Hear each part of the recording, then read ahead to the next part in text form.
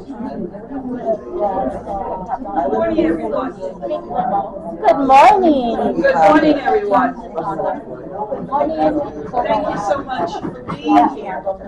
I know that you had a lot of excellent opportunities to go to other workshops, so we are delighted that you chose this one. For the next 90 minutes, we will do our best to give you some facts from the ground. Nora Carmi from Jerusalem will be speaking to us, and as many of you may know, there has been yet again another incursion into Gaza with bombings just yesterday. We will also be talking about U.S. involvement and in the ongoing struggle and the theological lens that we can look at this issue with. We will attempt to answer your questions and inform you of some of the effective strategies that U.S. citizens can use to advocate on behalf of Palestinians. But before we begin, Pax Christi decided, as you may know, to lift up a holy person that has dedicated their life to the issue being discussed. And so for us, we are lifting up Patriarch Emeritus Michel Sabah. Patriarch Sabah was born in Nazareth in 1933. At the age of 22, he was ordained a priest, beginning his long and passionate service to God, the Creator, to the people of the Holy Land, and the rest of the world. Patriarch Sabah was appointed Latin Patriarch of Jerusalem in 1987, becoming the first Palestinian Arab to lead the Roman Catholic Church in the Holy Land. In 1999, Patriarch Sabah assumed the role of president of Pax Christi International. These are just a few of the milestones in Patriarch Sabah's life. However, it is the man and his unwavering dedication to reconciliation and peace with justice that we honor today.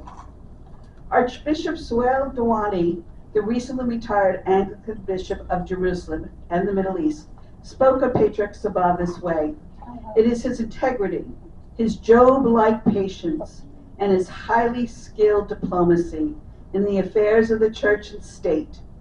There is also in him the warmth of the contagious personality, a sense of humor tinged with laughter, as well as a heart and eyes filled with tears in the face of tragedy, so often experienced among those he saw as his own, as a good shepherd, be they Christian, Muslim, or Jew." Patriarch Sabah continues to lead and inspire us with his unwavering commitment to peace, his clarion voice for justice, and his unflinching determination that the Palestinian people's inalienable right for self-determination must and will be secured. Last month, in response to the ongoing violence, including the murder of journalist Shireen Abu Akleh, Patriarch Sabah said, "The political authorities who decide the future in Israel-Palestine, as well as the most important segments of the international community, seem unwilling to reflect in truth and with courage about what is happening in the Holy Land. Never mincing words, he has always maintained an honest and prophetic view, daring to speak truth to friend and foe." How relevant his comments are for our conversation. We are honored to call Patriarch Sabah one of our own. We dedicate this workshop to this very holy man. And now some introductions from our panels.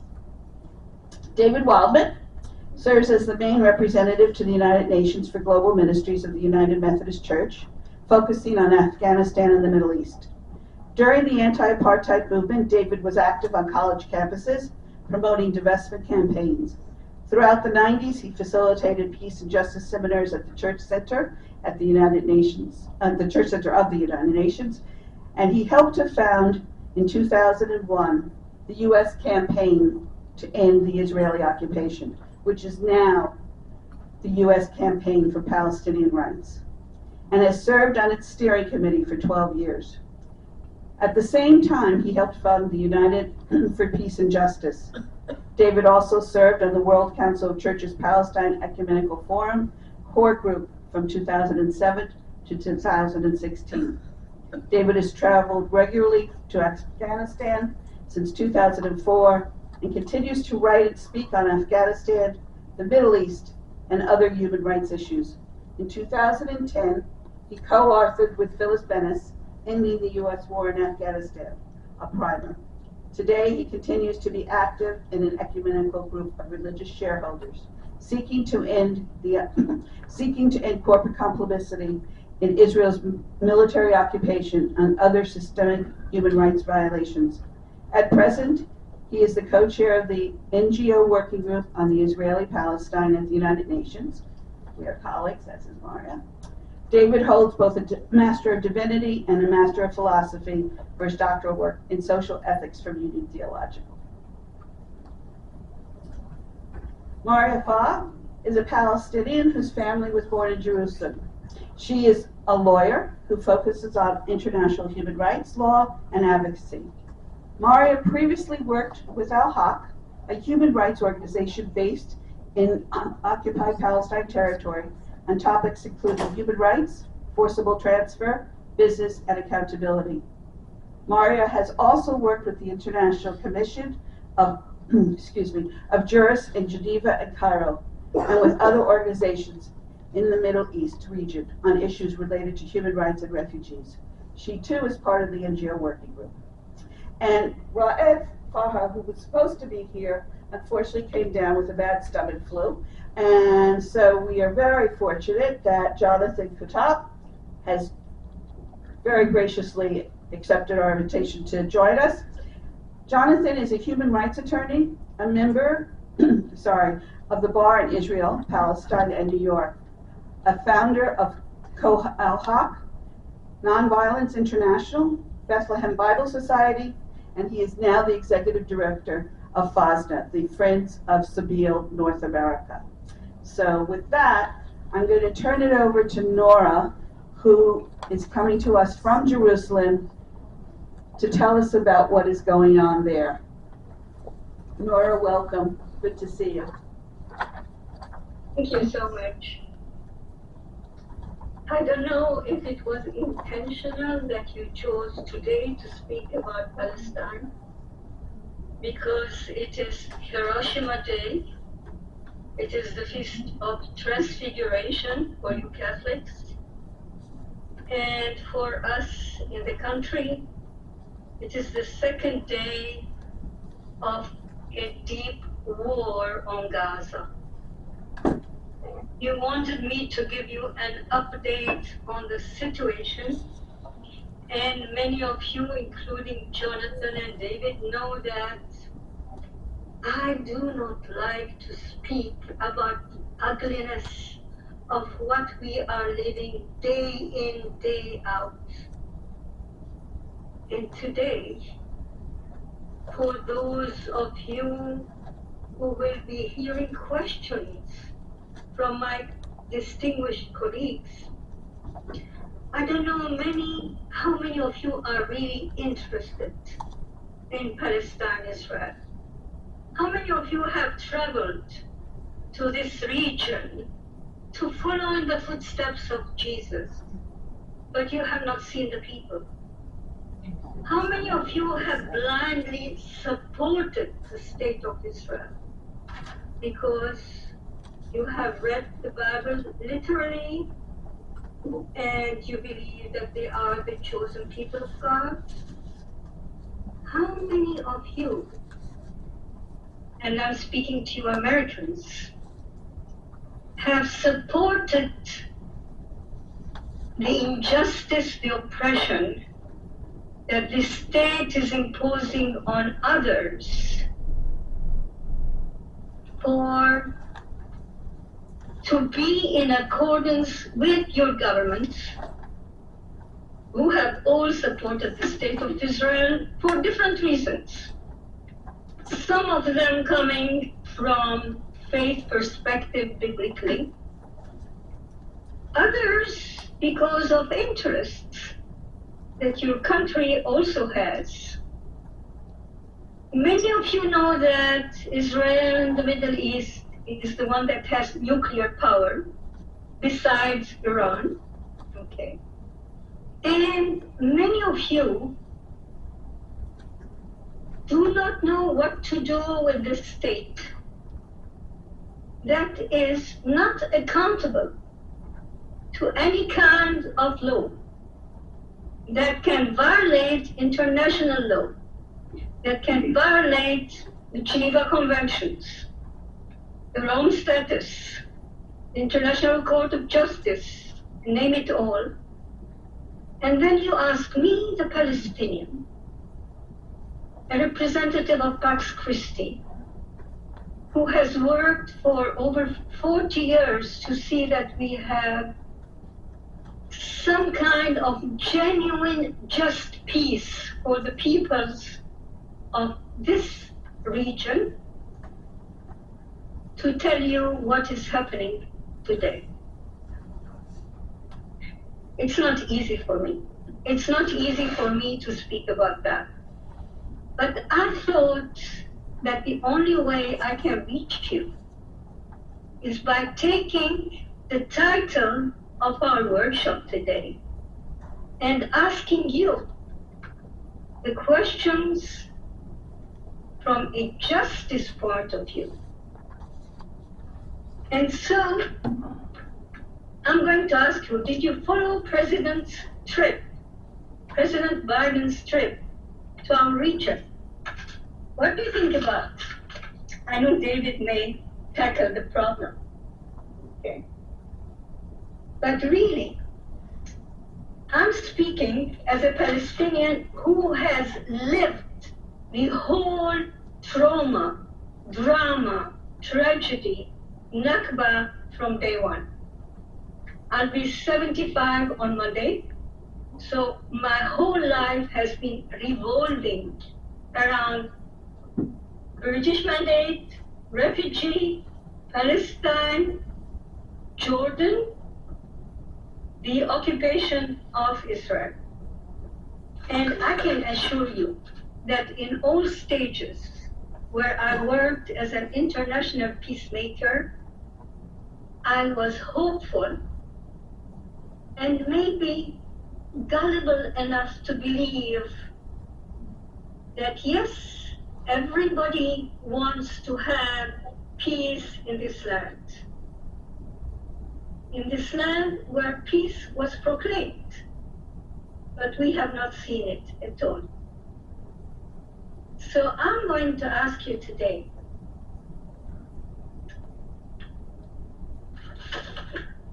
and allow me to ask the questions carefully. Where is justice in Israel's attack of Gaza yesterday? We could go into details later.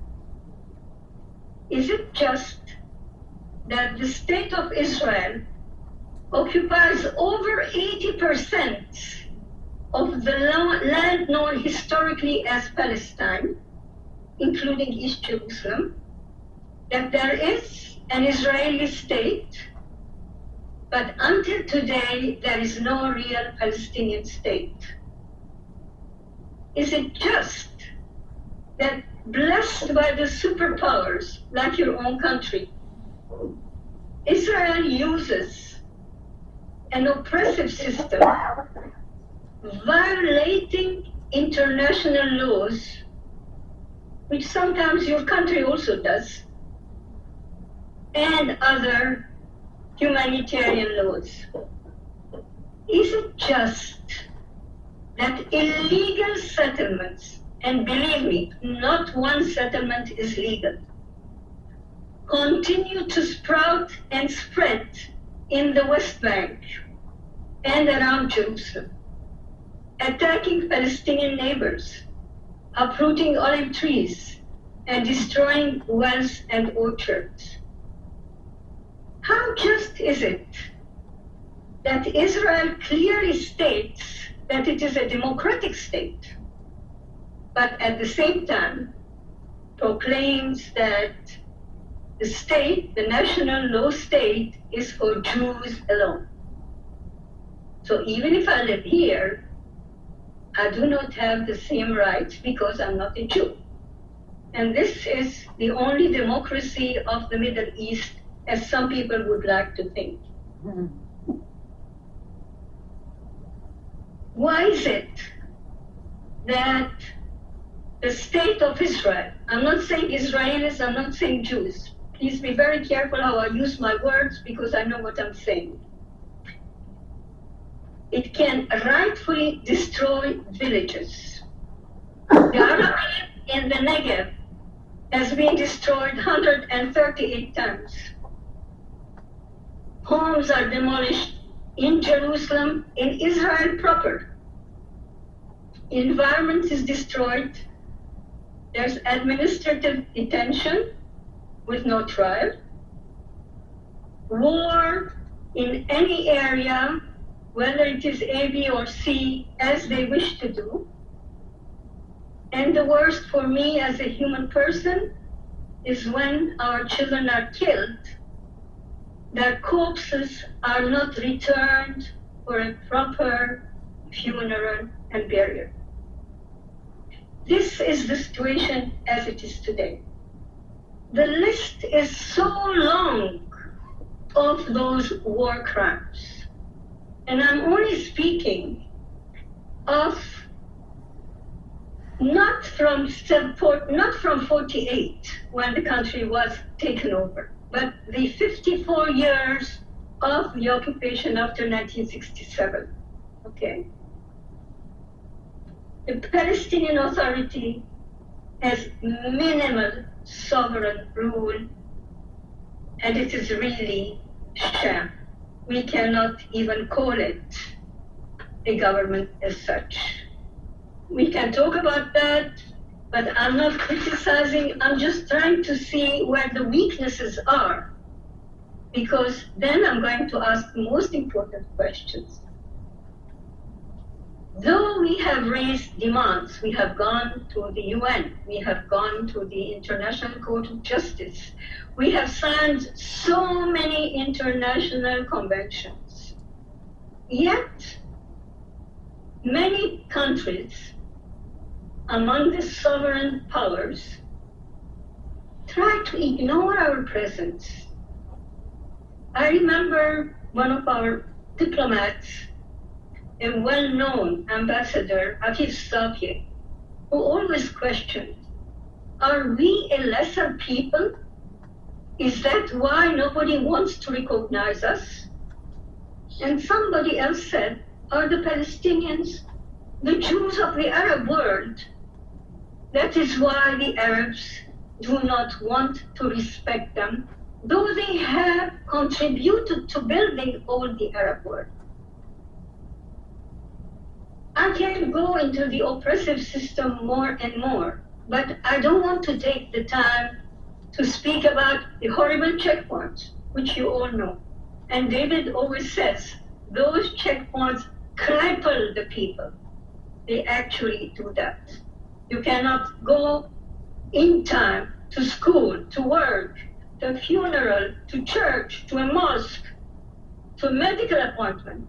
And sometimes you are killed or you give birth on a checkpoint. And that is not really between the green line, between Israel and Palestine. Those checkpoints are between one village and one town in the West Bank. So people cannot even go until their own land. One point before I finish is Jerusalem. Jerusalem is important. Is it? I wonder. For some, it has a religious connotation. The fervent Jews tonight will be going to the noble sanctuary, to the Dome of the Rock,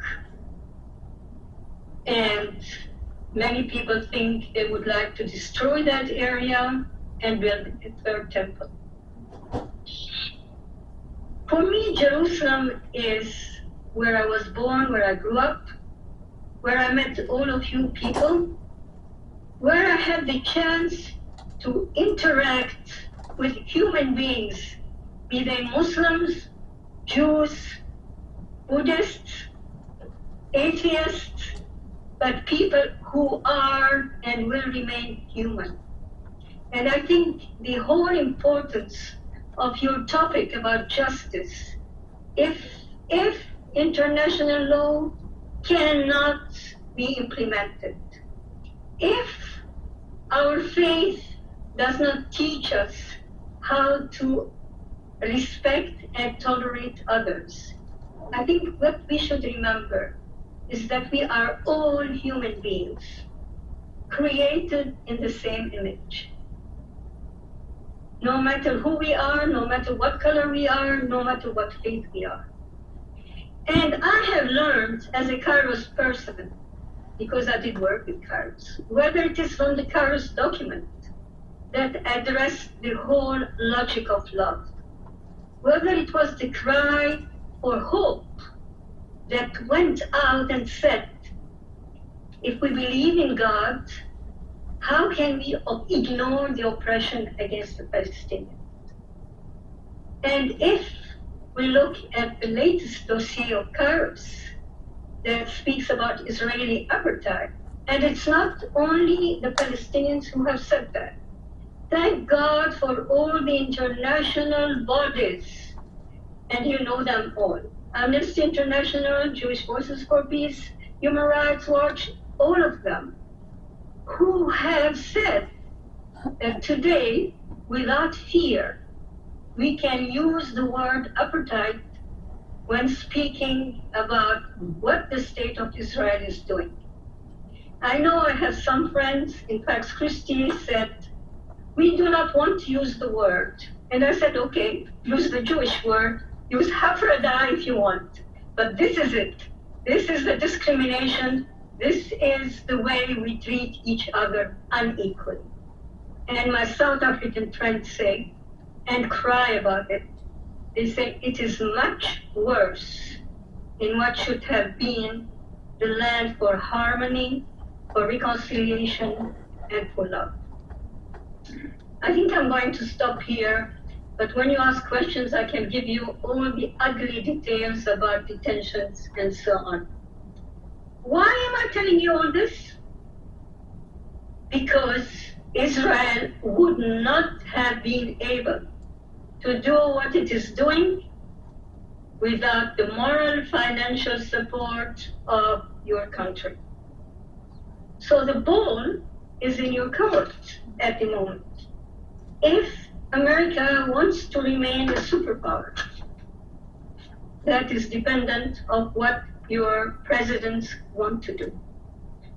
If you can stop waging wars, like all the wars you have waged in other countries, what did they achieve? Where are you today? I think your country is great, but your country should be great for your own people. And for your own people, I sometimes have said, you may need an intifada like we had in our country. You may need to rise and speak. And thankfully, this year we have seen lots of intentional marches, demonstrations, reflections, reports in your own country, including in the Congress. And this is why, at this point, I think I am not going to lose hope, despite everything that is so ugly. When I ask for justice, and Jonathan knows that, I never say pure justice. I always say justice with compassion. I cannot get back what I lost in Jerusalem, Palestine.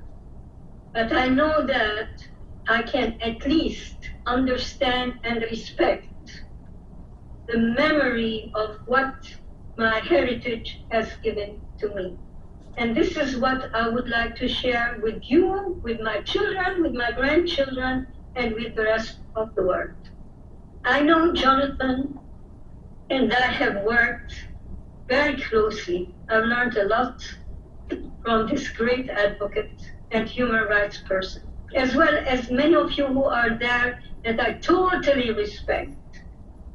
If I have upset you by what I have said, I will not ask forgiveness, but I will ask you to forgive my honesty in daring to follow my Savior as a Christian and to dare and tell the truth. Because I know that it is only the truth that will set us free one day in the logic of love. And I'll end by saying, if Pope Francis, the pontiff, could ask forgiveness from the indigenous people in Canada about what the church and the governments had done in residential schools, if you are all so vocal about what is happening in Ukraine and Russia, and you dare speak out openly every single day, can you not look at this little spot of the word that has so much value and try at least to do away with the injustice, to see that the two peoples have a right to live? And no matter what we decide to do, we want to live and we do not want to die. Thank you, Pax Christi, for all the good work that you do. And continue to do it wholeheartedly for Palestine and Israel. Thank you, Nora. I have to say I was so excited to hear from you, my dear friend, that I didn't even introduce you properly. So let me just tell you just a little bit about her. Nora was born in Jerusalem, a Palestinian Christian, and she became a refugee in her own country with the state of Israel. She is a permanent resident of East Jerusalem, educated in Catholic schools and Protestant universities. She has worked tirelessly, and I will tell you truthfully, she has worked tirelessly for the YWCA, Abysalh Liberation Theology Center, Cairo's Palestine, and she remains closely connected with the World Council of Churches, Assemblies, and Events. She travels extensively to talk. I wish more people could hear her. And she has recently just stepped down as from the Executive Committee of the World Day of Prayer International. And we are delighted to also say that Nora is on the board of Pax Christi International. Thank you. Stay safe. Thank you.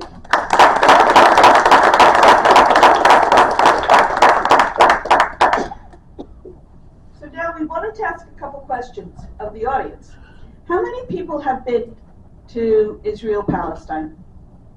Oh, there we go. How many people are active in this struggle? Okay. In that case, I'm going to turn it over. We just wanted to get a handle on whether or not you were familiar with the situation, whether we were talking to people who already understood what was going on, and it seems that we are. So David is going to offer some thoughts and some theological lens with which we can look at what's going on. Thanks, Abigail, and thanks, Nora, for your powerful sharing just now, and for being able to join us from across the miles and kilometers. It's really good to be here. It's an honor to be a part of this panel.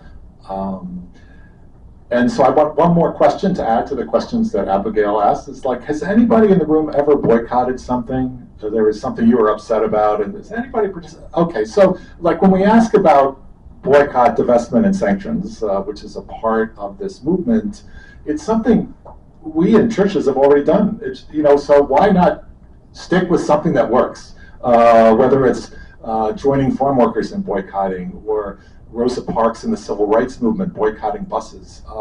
There are so many examples of boycotts as non-violent, powerful moral actions to change bad behavior.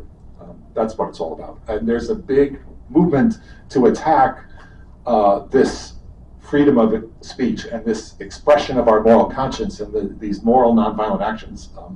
We'll get to that later. But I just want to pause for a moment in response to following Nora and just say, how many folks have felt recently, or just in, hearing from Nora, hopeless, or have felt like losing heart? I've been at this for a long time, maybe too long. All right. I have a couple maps that I want to share, and I apologize that it's not, you can come up and see them later. But when Nora was born, and Mabruk, happy birthday for Monday. We won't be able to be with you, Nora, but we'll be thinking about you and celebrating your many years and wonderful friendship and presence to all of us. When she was born, this is the map the UN put together of the population in colonial-ruled British Mandate Palestine. 2/3 of the population were Palestinian, and about 1/3 of the population was Jewish. And you can see district by district what percentages there were. Yeah, I can pass this around. So people, color was with your color code? you'll see the green is Palestinian, and the orange was in almost every district except for Jaffa. The majority of the population in every district was Palestinian. This map, also from 1947, from the UN, so gathered by this brand new organization after World War II, is the property, land ownership. 94% of the land in British Mandate Palestine was owned by Palestinians. About 6% was owned by the Jewish residents in Palestine at that time. So when the UN created a two-state solution, one state was about 52% of the land, and we'll pass this around, was devoted 52% of the land to 1/3 of the population that owned 6% of the land. So is it any wonder that some of the things we heard in the plenary this morning about settler colonial violence and displacement and dispossession happened over the last 70-some years? And it's really easy to lose heart. So my task in the short time that I have as part of our panel, because we want to make sure each of us shares and have time for discussion, is some of the theological things. So I'm going to turn to the Bible. Let me share a story. It's from Luke 18. It's about the widow and the unjust judge. Do folks kind of remember that story? Yeah. It starts by Jesus saying, "Let me tell you a story about praying always and not losing heart." And he says, now, in a certain city, there was a widow, and she kept going to this unjust judge, saying, "Grant me justice." And for a while, the judge refused. But she kept going to the judge, the unjust judge, who neither feared God nor had respect for people, and said, "Grant me justice." And finally, the judge says, I don't fear God. I have no respect for anybody except for, of course, myself. But this woman keeps bothering me. I'm going to grant her justice just so she won't wear me out.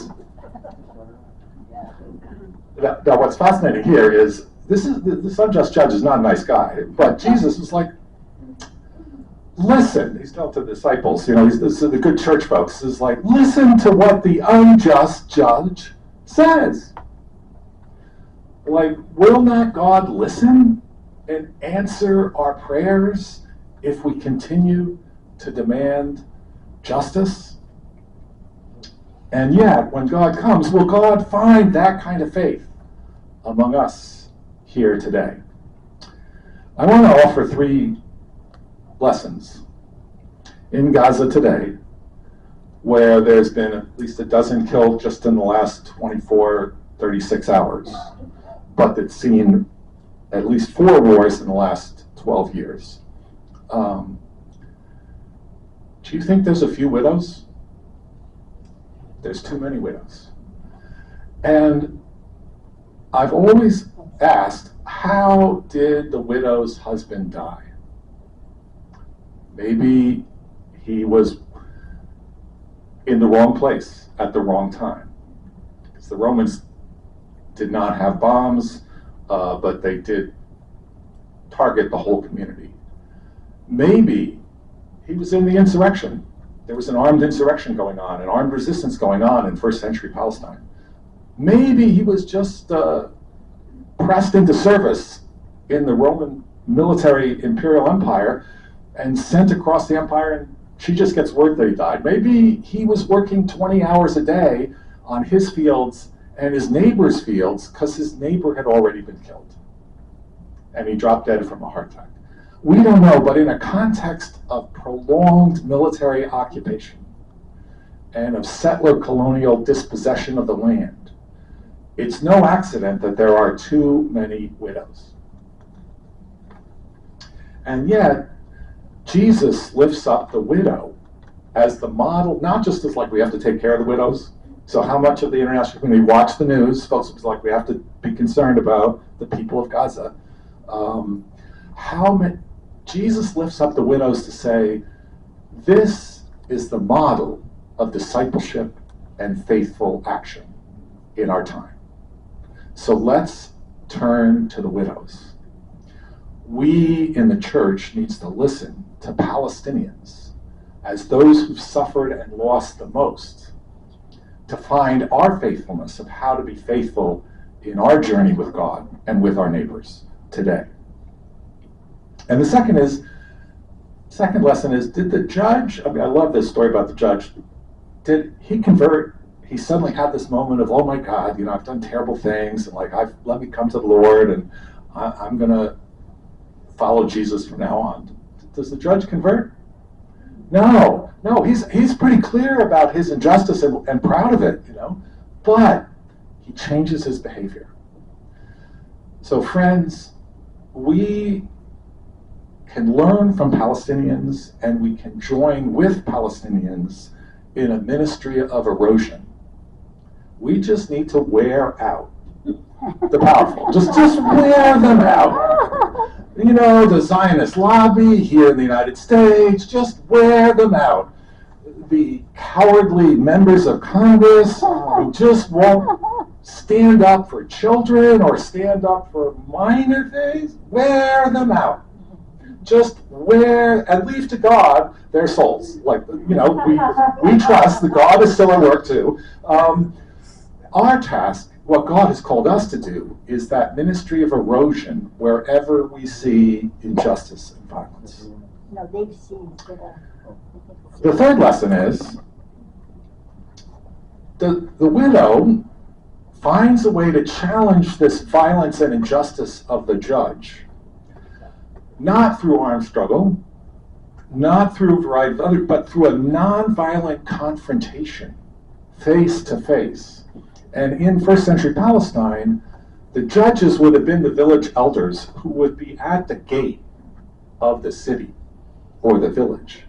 And so it was the most public place that people would gather, was where she would go and stand face to face. So a woman being face to face with one of the elders, and someone who'd been wronged and marginalized, and where the theology said she must have done some big sinning for God to strike her husband down early, nevertheless was confronting that judge face to face and shaming him in front of the whole community. So that might have been why he was like, we've got to get this woman out of the marketplace here, and let me change my behavior. And friends, I think it's really important for our understanding is we need to change the U.S. government's behavior. Yep. We may or may not be able to change their hearts and minds, but we certainly need to change the behavior of this government that for decades has been providing arms shipments to the most powerful military in the region. And it's any wonder this stuff gets used. So those are the three, is like, listen to the most marginalized and oppressed, the Palestinians, those who suffered loss, as models of leadership, engage in a ministry of erosion, of injustice wherever we find it, and through nonviolent public confrontation, invite those unjust judges that we encounter, our members of the administration, our president, on this issue. He calls himself proudly a Zionist. It's reprehensible. So that's what I want to offer. One other quick theological thing, which is Nora mentioned the Kairos Palestine document that was officially launched in December of 2009. And I think that's one of the things Abigail put in the. It's on your table. Yeah.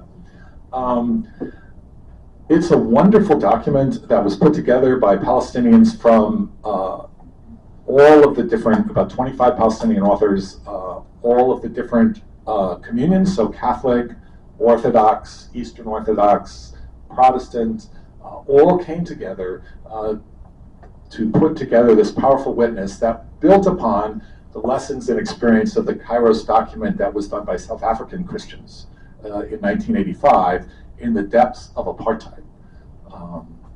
And it offers 1 Corinthians 13. We won't kind of summarize it all, but it has sections on faith, hope, and love. And faith is what Nora talked about a bit, and what you'll hear from the Palestinian community of the Arabic word. I don't know much Arabic, but I know this word, samud, steadfastness, resilience, that we're still here, we're not going anywhere. To exist is to resist. And that faithfulness over the centuries, through horrendous occupation, dispossession, systematic discrimination, and apartheid practices, Palestinians are still there and still offering something to us. And the second is hope. And Paul reminds us in the, we don't have time to go through the whole Bible, but though I would love to do that, that if you can see it, it ain't hope. So hope is what you can't see. So let me say, I'm incredibly hopeful now for Palestine. Bombs are being dropped,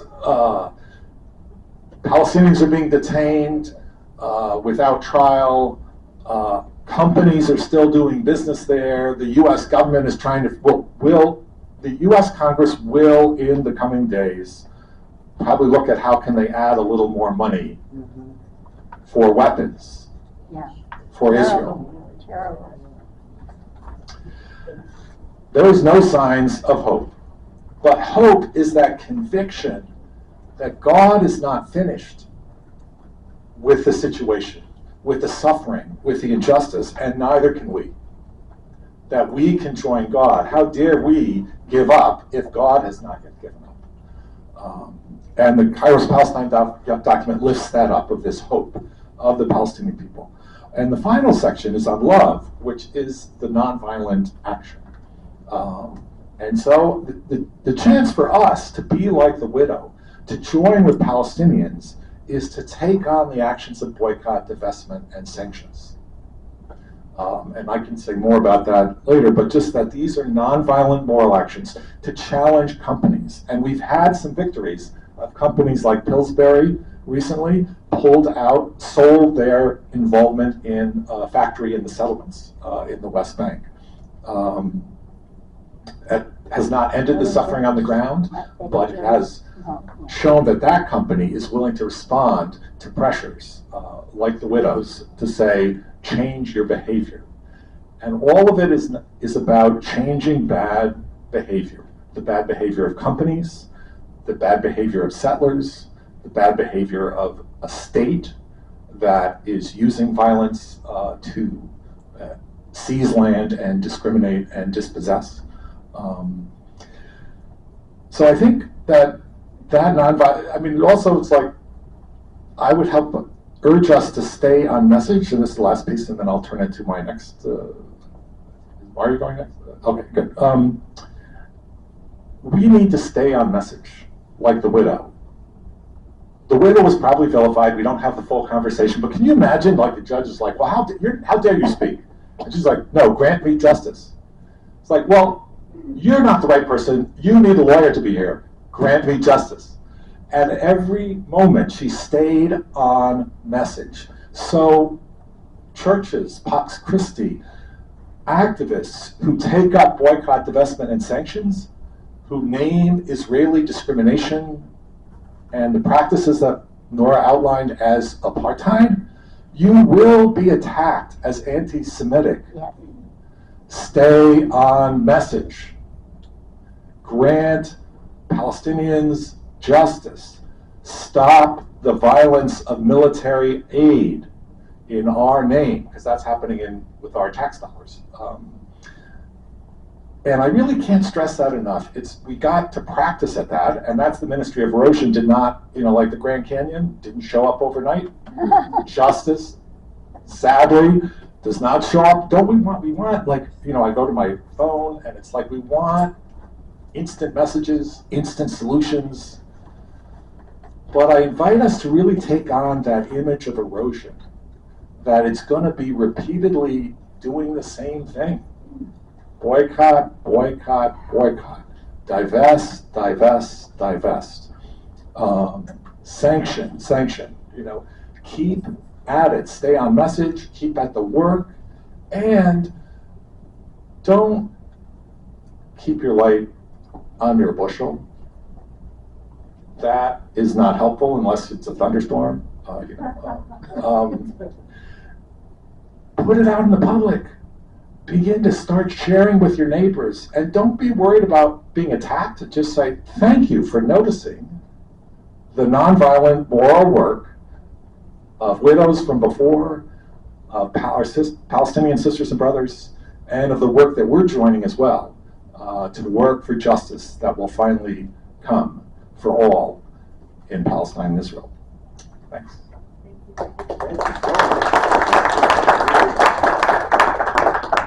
Now, Marya is going to speak a little bit about the church response, both the churches in Palestine and the churches here, and how we can push them to speak out and advocate for justice and for peace. Thank you. Thank you, Abigail, for inviting me, and it's really wonderful to be on a panel with David and Jonathan, who I've known for some time, but I've never engaged with them on something formal actually like this, and to have and be able to listen to Nora. And thank you all for coming. I'm actually really happy to see when Abigail asked the questions on who has been to Palestine, who has been engaged, that there were so many hands raised, and I've actually done a number of these engagements or workshops, and this is by far the most number of people that have been and have knowledge on the issue. So I'm looking forward to the question and answer and discussion period, and to hear more about your experiences, your questions, what you all think that we should be doing together. And I think actually it worked out quite well with following up on David's last few points. So also, I think just more generally from the plenaries that I've heard from yesterday and today, there are a lot of themes that definitely reverberate in the case of Palestine. So in yesterday's plenary, the Archbishop raised the importance of discussing nuclear disarmament and non-proliferation in congregations, with friends and with family, and a point was also made to discuss with our members of Congress and other government leaders to hopefully connect the dots, raise awareness, and move the needle. So this idea of just continuing to, at a minimum, talk about an issue. And I think when I was asked by Abigail to join on what the church and address what the church could be doing, I think, again, this is quite basic, but it should be having these discussions on Palestine, raising awareness, and thinking about how we as Catholics or Americans or Pax Christi can also be nudging the church along. And, you know, David mentioned, of course, staying on message. Nora's point, I think, was very interesting in terms of saying that some members of Pax Christi are not interested in, or, you know, apprehensive, I guess is a better word, of using the word apartheid. So I think just generally my intervention is going to be about how we should be really clear and honest about what is happening, clear about our asks, what we should be doing as consumers or as taxpayers, what our government should be doing, which as the state or the United States has specific obligations under international law, and what businesses should be doing, as David also mentioned, in terms of the BDS movement and just their own responsibilities and obligations under international law. So I don't know how everyone engages in the issue, and if you're all aware that the heads of churches in the quote-unquote Holy Land issue statements from time to time. They obviously do so individually as the Latin Patriarchate or the Greek Orthodox Church, but they often get together as a collective and issue statements. Most recently, the churches issued a statement on the killing of Shireen Abu Akleh, and you may have seen it was even on the front or main page of the website of the BBC. So they had hosted a press conference, and it really got a lot of media attention. And I think that this really highlights that the churches, especially coming from the representatives of churches there, have a lot of power and influence and can get media attention when they so desire. And so with that, I'm going to highlight some of the statements made by churches, and I think again in following up on the points that were already made and how we should be talking about it. And I think again, as Christi or in our congregations or whatever, pointing to our leaders or the leaders there and saying, well, the Catholic Church is saying this, they were appointed by the Vatican, it's not something that should be questioned or, again, it's not something we should feel apprehensive about. So, for example, in May 2021, the heads of churches addressed the continued targeting and forcible transfer of Palestinians in the Sheikh Jarrah area of Jerusalem. I'm sure many of you are familiar with this continued issue that's been happening for a number of years. So the statement quoted the UN High Commissioner for Human Rights, saying that, quote, the rule of law is being applied in an inherently discriminatory manner. They went on to say that it is not a matter of a real estate dispute between parties. It is rather an attempt driven by an extremist ideology which denies the right of existence of a person in his own home. So again, this was in the statement of 2021. And if you would like, I can send the links to Abigail, or you can all do a deep dive on the Latin Patriarchate website, whatever you prefer. Another statement also in 2021 was after the cancellation of a children's event in Jerusalem that was supposed to be at the Abraham House, which is a Catholic-owned property, and this statement was issued by Catholic ordinaries there. And it was sponsored again by the UNDP and some international organizations, canceled ahead of time by Israel. And so the Catholic ordinaries issued a statement, and they were saying that they are witnessing a more aggressive and repressive attitude from the Israeli local authorities towards all what is considered Palestinian, as if Palestinians do not have the right of expression in the Holy City, as if they are not a part of it, as if Jerusalem is not for them. So these two statements alone, issued again by representatives of the Catholic Church there, paint a clear picture of systemic and discriminatory targeting aimed towards erasure. And as put in the statement regarding Sheikh Jarrah, denying the existence of a person. So to follow some of the questions from Nora also, is this what we're hearing from the mainstream media in the US? Is this what you're hearing amongst your friends or in the church and any sermons or any other discussions? Importantly, these policies and practices are, of course, human rights abuses, and they rise to the level of international crimes, and they've really been reiterated for decades. And I very much appreciate probably Nora's frustration and Jonathan's and everybody else's that, there is an overwhelming amount of research and information on Palestine for the past 7+ decades, and it's clear what's happening, and I think as Americans it's also very clear that it's completely misrepresented and recreated in the media here. So going back in terms of how this has been repeated and these policies and practices have been, restated. In 2006, there was a statement on Christian Zionism issued by heads of churches, but they were the Palestinian heads of churches. So we did have a patriarch, former patriarch Abysalh, Bishop Yunan, and a couple of others. And at the time, one of their points was to say, with urgency, we warn that Christian Zionism and its alliances are justifying colonization, apartheid, and empire building. Again, this was in 2006, so a little under 20 years ago, 15 years ago or something. And I think also I want to take the opportunity, since Jonathan is here, I recently read a book on Al-Haq and its founding. And one of the points that sticks out in my mind is in 84, 85, something along that time, Jonathan presented to a U.S.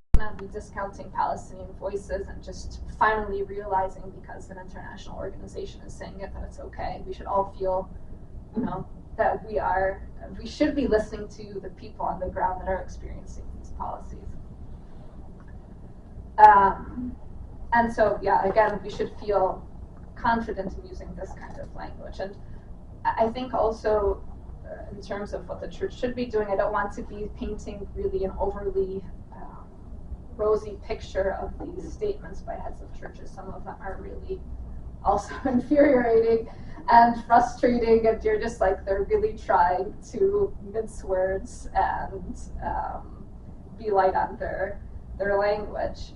So since 2006, with the statement that came from, amongst others, Michelle Sabah, I haven't seen any statements by heads of churches that have said anything on apartheid or on colonization. And more generally, I think these statements really fail to explicitly call out Israel as a state and as a comprehensive policy of ethnic cleansing, of erasure. Which was mentioned earlier again regarding Biden's visit. The heads of churches, and some of the heads of churches, met with him in Bethlehem. And the patriarch of the Greek Orthodox Church, and there was also someone representing the Catholic Church there, underscored the unprecedented attacks by Israeli radical groups that conduct their offenses without accountability in order to create an environment that repels Christians from their own city of Jerusalem. Earlier this year, there was another statement by heads of churches regarding the takeover of the Petra Hotel, which is in the Old City. And this statement said Israeli radical extremist groups like Ateret Kohanim are already targeting and hijacking our beloved Old City of Jerusalem and imposing a dangerous and illegitimate agenda. So you see this calling out of settler groups, of extremists, which of course is accurate, but these settler groups work with, are emboldened by, are supported by the state of Israel. You have the judiciary, which allows for these houses or these properties to be transferred. It is a comprehensive plan that is happening, and in these statements, the language is really being cherry-picked to say, oh, it's these extremists here that are doing this, and let's go beyond and talk about like this general theory of justice or whatever you want to say. And then on the other hand, I think we've also seen very clear language from Pope Francis and others on other situations of settler colonialism.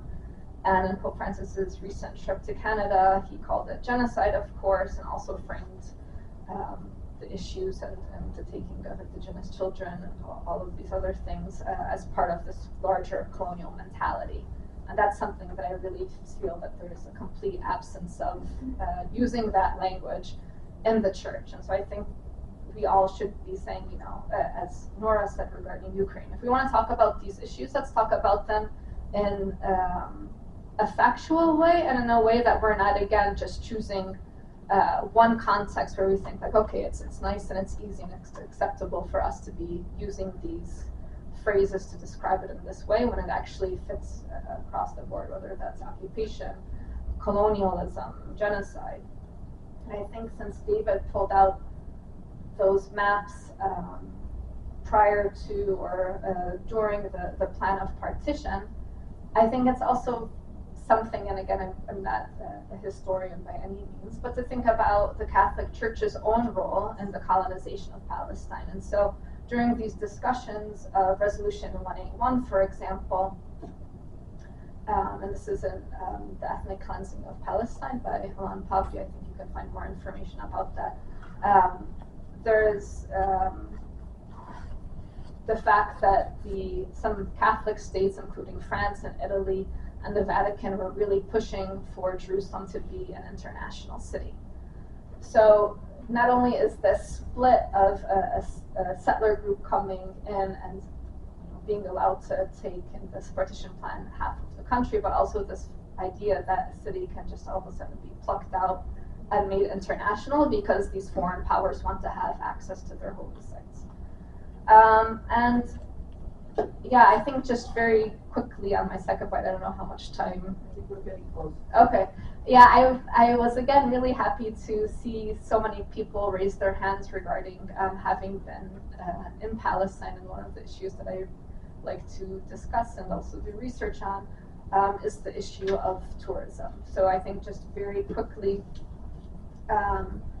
as you may know, in 2019, for the past number of years prior to COVID, of course, the number of tourists going to quote-unquote Israel or Israel-Palestine has really increased. So in 2019, pre-COVID, it was at a new high of 4.5 million, where approximately 55% were Christian tourists. So this is obviously a lot of money that could be made in the Palestinian economy. These are a lot of people that are going through, that could be seeing what is happening, could be receiving an accurate description of what is happening. But again, there's also this issue of individuals having to get, if you're going on a group tour, Israeli licensed tour guides, where they're not going to obviously be telling you how the street name was changed from an Arabic name to something that has no historical background on what had been there or whatever. So I think for us and for you all that have been there, I think it's really important once you go to talk about what you saw with your friends, to encourage others to go as responsible tourists, to keep their eyes open, to support Palestinian businesses, support Palestinian shopkeepers who, again, there's lots of documentation on how a lot of tourists come in and out and don't visit the Palestinian suit at all, whether that's in Bethlehem or Nazareth or Jerusalem, and how they're discouraged. And just when you come back again, talk to others. So I don't want to take up too much more time. There's a lot more to say, but thank you. And now Jonathan. Jonathan's going to talk a little bit about our complicity, which certainly has been raised, and the expenditures that our government provides, or the financing that our government provides. But it's not just military support. We all are at the UN, and all of the international laws come out of the UN,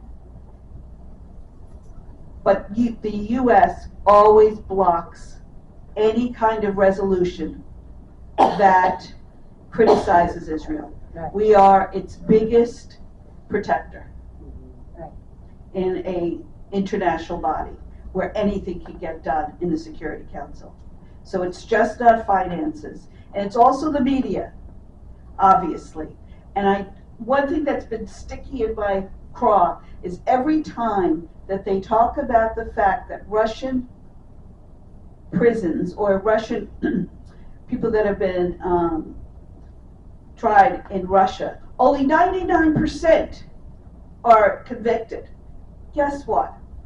99% of people who are in Israeli detention and go through Israeli military trials are convicted. But we never hear that those two are the same.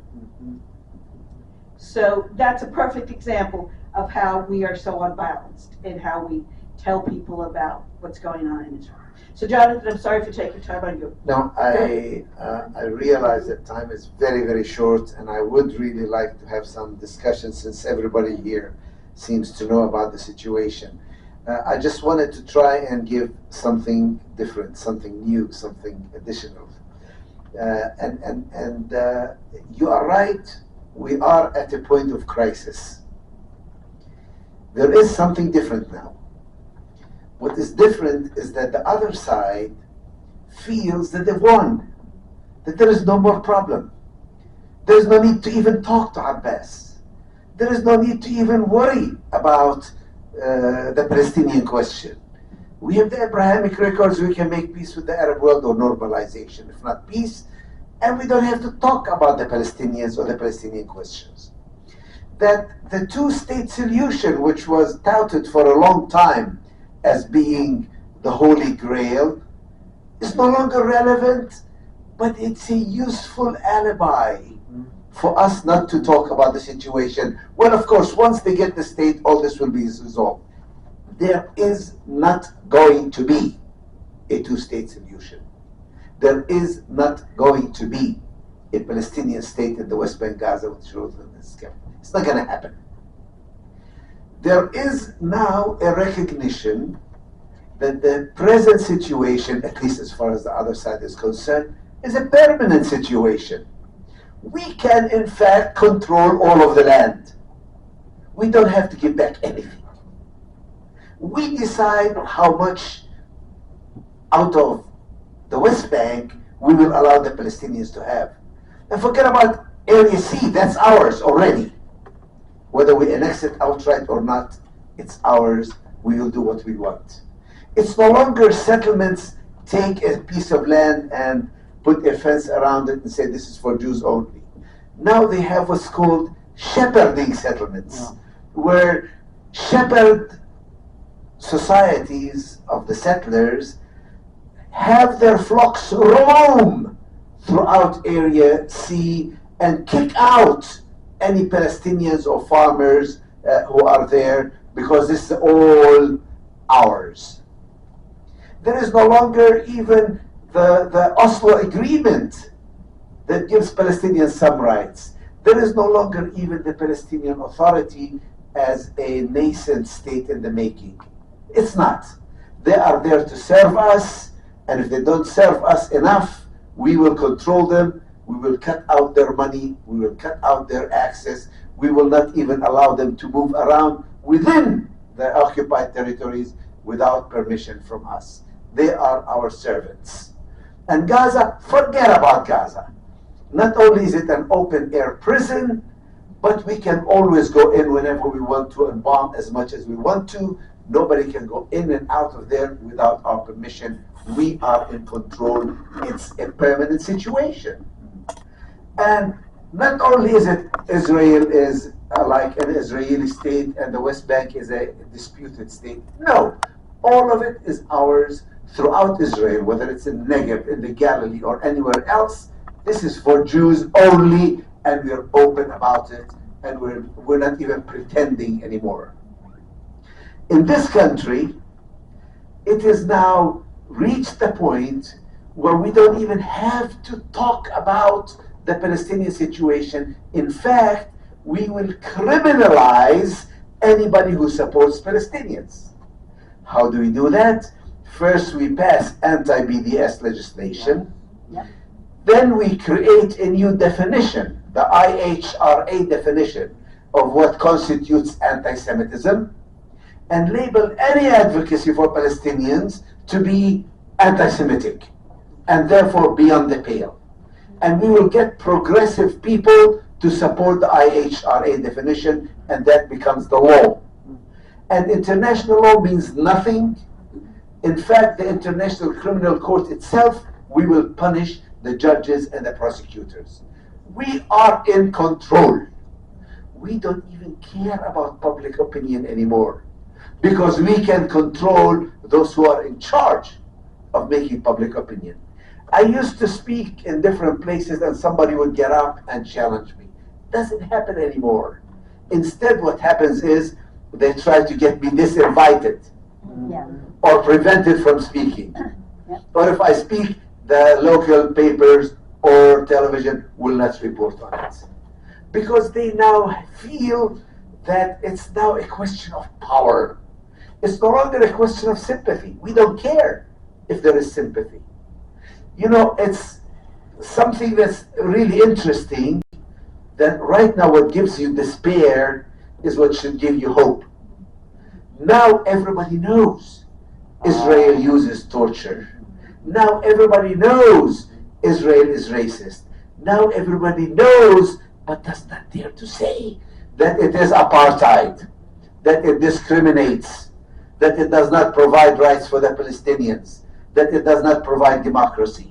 But nobody dares say it, because anybody who says it will be punished.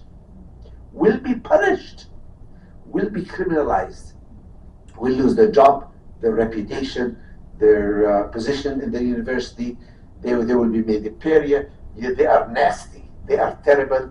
They are awful. They are anti-Semitic. So they feel they have the power. They can do what they want because they are in the centers of power and they got the 1% on their side. So I know many of you feel, we despair. What can we do? They are so powerful. They are so pervasive. We have all our energy just to stay afloat because we are being attacked.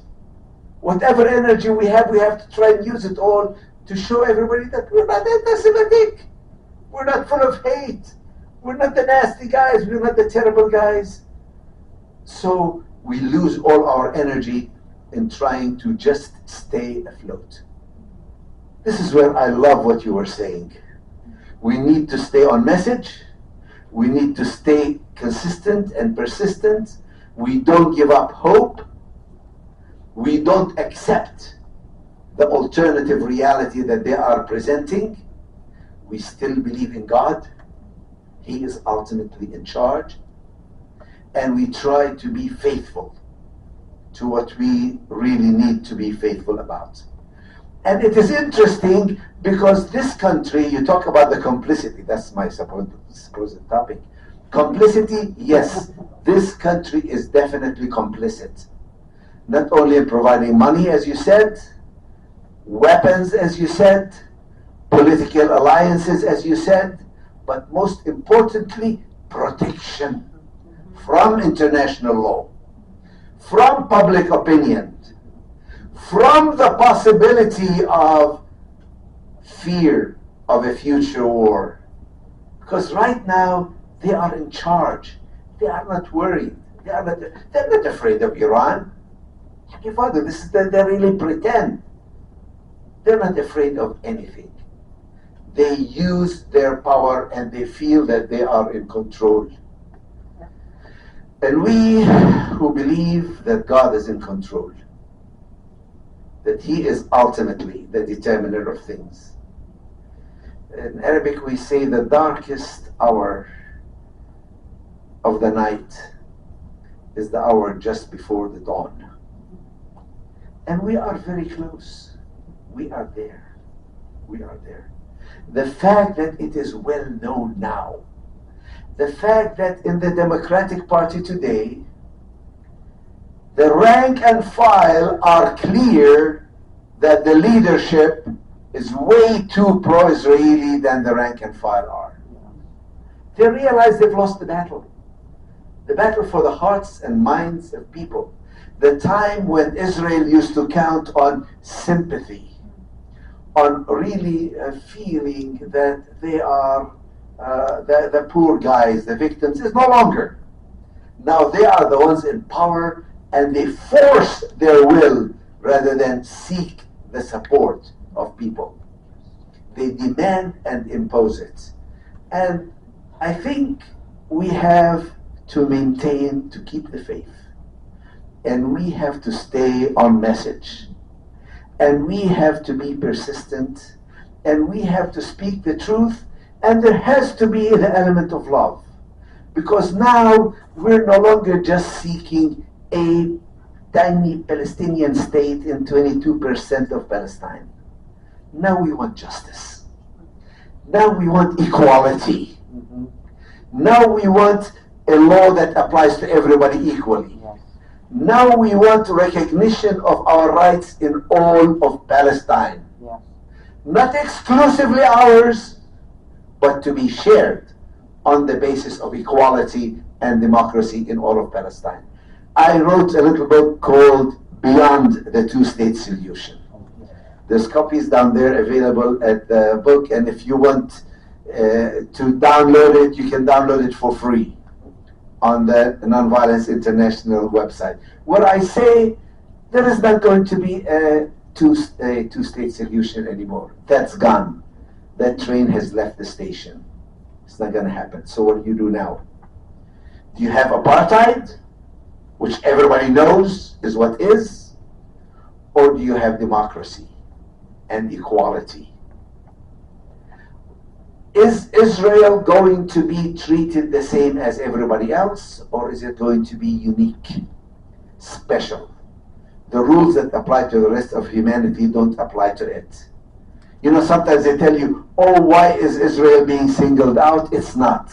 It's being singled out and made an exception in that they are not being required to follow the same rules that apply to everybody else, including their nuclear arsenal. I told the Archbishop yesterday for his wonderful speech, where he also mentioned Iran, but he did not mention Israel and their nuclear arsenal. They did not mention Israel and their apartheid. They do not mention, generally, not just they. I mean, there seems to be almost an acceptance in this country, especially among progressives, that when it talks about Israel, you have to be a little bit careful. You have to understand. They may call you anti-Semitic. Right.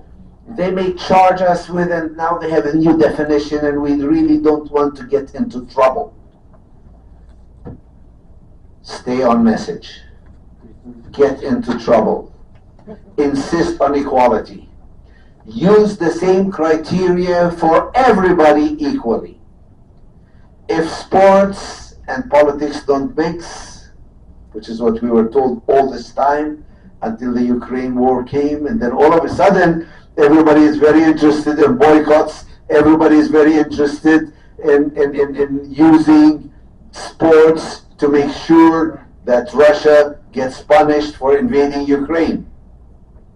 What about Israel? Yes. What about Israel? What about settlements? What about racism? What about militarism? What about nuclear weapons? What about international law? It has to be the same rule for everybody. And we have the moral high ground. Don't forget it for 1 second. I know Palestinians have to pay a very heavy price to maintain that position. And we are paying it. And we're paying it every day. Stay with us, pray with us, work with us, because we will prevail in the end. Thank you very much.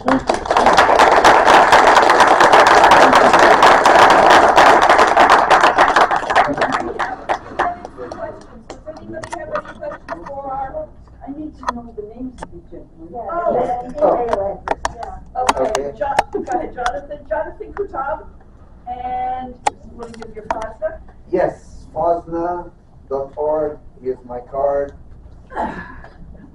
She leaves them on the table. And there are brochures on the table. You need to spell your name for us. Okay. Is there a blackboard? Yeah. We'll send you more information also after this, Everybody wants this. with the video as well. Oh, in all the pass me that, brochures, Patty? the names of in all of the brochures, the Pax Christi brochures, the panelists are named in terms of the workshop. Not Jonathan. But not Jonathan, because Jonathan stepped in, literally at 10:30. So, The divine providence. I can't see Yes, his there is. last name. We'll send that to you in an email also. We'll just to make it easier. Yes, go ahead. K-U-T-T-A-V. Okay, let me give you a mic for your I would question. like to, whilst you're getting all that information, I would like to say, I really feel for Naomi, because I am at the point of despair. Sometimes I say, Lord, are you sleeping? Don't you see what's happening to these people? In the very beginning, they started to boycott Motorola phones, and that's where I started. But I had to tell the real estate agent I was talking to that they're with Remax, I don't want to have any business to do with you, because did you know that Remax is the one that's taking the land in Palestine? The person ended up getting out of that group and formed their own group. When I see people using soda, whatever it is, I say, why are you using that? Don't you know that that is, all that money is going to Israel, and that's, you need to think about what you're doing. You are supporting that. You're supporting what is happening to the Palestinians by doing that. And Mario, I have to tell you, in those statements that you were making that the churches were, I need a lot of help. And I need to ask you or the Archbishop or somebody, because this ideology, Zionism that they're using, it's a red herring. Initially, it's the land. It's the land that they took, and it's the land that continues all the way down to the end. So they're using Zionism as a way to pacify other people and say that that's not what it is. Because every time I hear people talk about it, is, oh, in the Bible, it says that God is creating this space for Israel, and this is what Israel is. And I just wrote a letter to the editor. They may not publish it, because this situation with Russia and the Ukraine, that is also a red herring. I hate to interrupt you, but there are a couple of other people that want to thank you so much for your statements and for your passion. Go ahead, Teresa. A very short question, and it is, this is a Catholic organization, mostly, right? How do we get the Catholic Church, the clergy, on board on this issue? Any ideas, please? Yeah. I know the Presbyterians, the Methodists, and several other denominations are on board. The Catholics are not. Right. You're right. That's right. I don't have an answer for that. I'm going to try and answer, may I? Sure. In the diocese where I live, in the diocese where I live, the biggest, Which was what? the Diocese of Providence, Rhode Island, okay? I went and testified against the passage of the BS, the boycott discrimination, that bill in the Rhode Island legislature. And on my way out, I was accompanied by a gentleman who told me he was on his way to the diocese offices for the to speak for the Jewish Alliance. I couldn't get in. We find it hard to get in, but this Jewish Alliance has it easily goes over to the diocese and sees and speaks to the bishop. Okay, but the point how it works through the money. Yes. In other words, I like talking about Jewish people that way, but the people who are supporting Israel have a lot of money. And I think we need to go on to another question. And also the biggest supporter, the biggest Zionists are Christians, so that's something to keep in mind. Well, it's clear that the two-state solution, if not being dead, it is in final stages of life.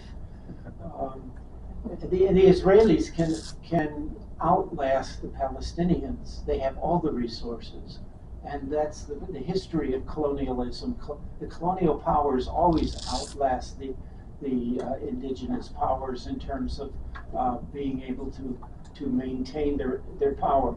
But now, when we think of the two-state solution being gone, it's quite clear that if the Palestinians are to have hope for a future of equality and freedom and the ability to exercise their culture, it'll have to be a one-state solution. But when will the Palestinians recognize a one-state solution is the route they should be working for, and then working to get equality and opportunity within the one-state solution? That's the Jonathan same can answer history that. the United States has had Yeah. with the slaves. This is a very good question. Palestinians originally accepted the idea of a secular democratic state in all of Palestine. But we were told that means you don't accept a Jewish state. That means you really want to kill all the Jews. You're almost Hitler. If you use the word one-state solution, that closes the discussion. We won't talk to you. There is nothing to talk about. So we were forced to accept as a compromise the idea of a two-state solution. Because Israel says, we don't want the occupied territories. We didn't start the 6-day war. Well, they did. We really didn't intend to. It was a preventive war. We'd gladly exchange land for peace. We'll give you a state there. So if you want to go for a two-state solution, maybe you can get it. But if you go for a one state, it means you don't want us, you don't accept us. Therefore, we were prevented from talking about the one-state solution and told, please pray, work for a two-state solution. I'm one of those who worked very hard for a two-state solution, for a Palestinian state in only 22% of Palestine. And I worked very hard for it, and I believed in it, and I tried very hard. Then they started moving into the 22%, putting up settlements.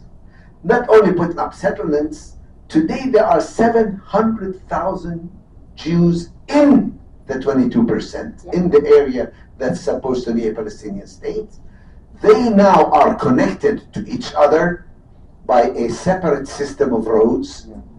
They have a separate system of education, health care, social security, entry, transportation, laws, separate courts, separate police, separate everything.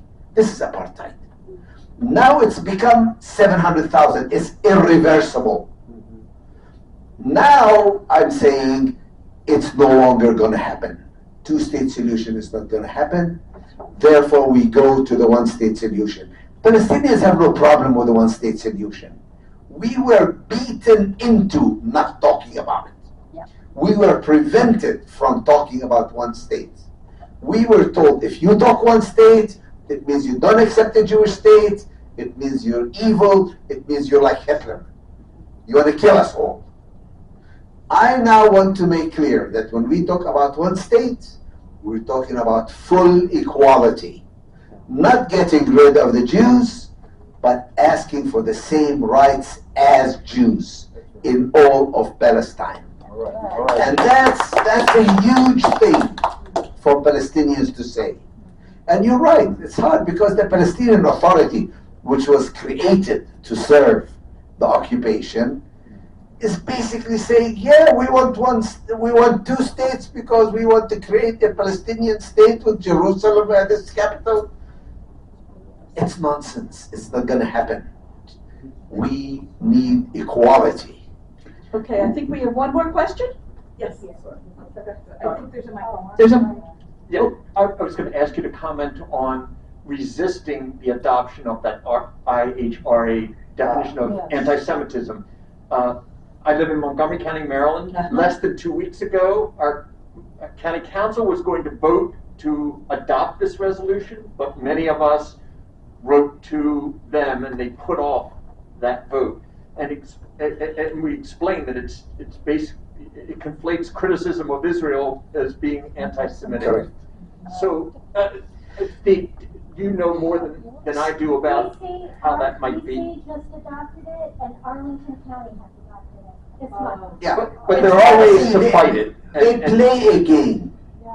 They say, we want to oppose hatred, we want to oppose discrimination and racism and anti-Semitism. and we slip this under the table before you even realize it. It's there, and then it's here. Hey, this is what the law says. Here, this is the definition of what the law is. They want to incorporate it now into the educational system, into the State Department. They feel they have the power. But how do we resist? This is where the battle now shifts. It's no longer we're playing to try and create some rights for the Palestinians. Now it's your rights. It's your rights. BDS now is being used as a formula to prevent boycotts of everybody. Fossil fuels, gun control. You have to sign a statement that you will refuse to use boycotts, you will refuse to support those who do anything. Because now it's your rights. So intersectionality becomes important not for us, Palestinians, but for all Americans. Getting money out of politics is absolutely essential, not just for the Palestinians, to have a few billionaires determine the outcomes of elections. You need to get money out of politics so that you can pass your own rights and your own agendas and safeguard your own democracy and your own freedoms. You need to get money out of politics and get rid of Citizens United and all these super PACs. So the struggle now becomes more energized. It is now your struggle. You're not doing it out of sympathy or pity for Palestinians. It's now your rights that are at stake. I would encourage anybody who hasn't to see the new film Boycott. It will completely explain how your freedom of speech is being completely taken away by these anti-BDS laws and adoption of IHRA. How do you get it? It's being screened through a number of organizations. I will tell you one that I know is going to be screening it, and on the sheets of resources, there's the website Voices from the Holy Land. Voices from the Holy Land will be screening it, I think, in the fall with a discussion. But it's being screened, and we hope to promote it more because it's an excellent, excellent film. The makers of the film are Just Vision. The organization is Just Vision, and they would love to do screenings with more groups. So that's something where your local Pax Christi group could organize and say, we'd like to do a screening on a certain day, and then they have arrangements to enable you to have folks register to see it and then have a discussion. And sometimes the filmmakers will be able to join the discussion as well. Thank you, and thank you, everybody. Thank you to the panel. Please, a round of applause.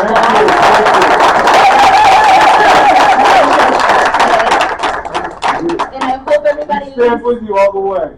Yes, and I hope everybody Don't give up. grounded in the spirit of justice, in the spirit of collective liberation. As Jonathan said, it's not just for Palestinian people, but for all of us. Yes. To respect all our rights. So thank you so much, and we'll see you at lunch. It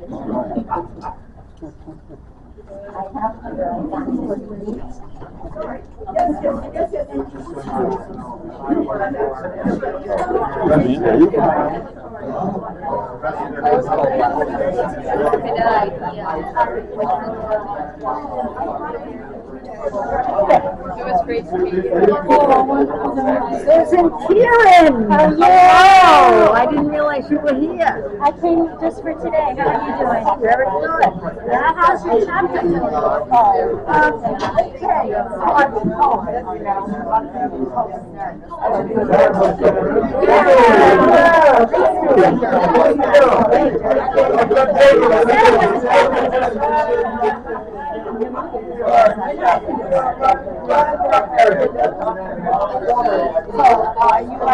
You a little bit, but I wanted to ask